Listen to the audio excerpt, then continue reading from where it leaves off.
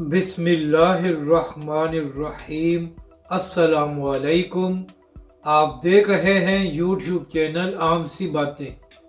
علامہ سعد حسین رضوی کے جواب نے صحافی کو حیران کر دیا۔ اس ویڈیو میں ہم اسی کے متعلق بات کریں گے۔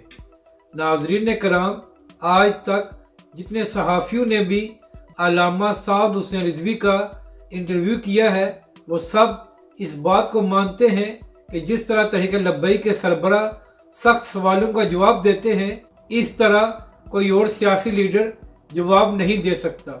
تو ناظرین کرام، 2 دن پہلے جب تحریک لبیک کے سربراہ علامہ سعد حسین رضوی سپریم کورٹ تشریف لے کر گئے تو راستے میں ایک صحافی نے سوال کیا کہ حضرت خیریت ہے، آپ یہاں پر تشریف لے کر آئے ہیں؟ تو اس کا جواب دیتے ہوئے علامہ سعد حسین رضوی نے کہا کہ تھوڑی دیر میں آپ کو بتاتے ہیں۔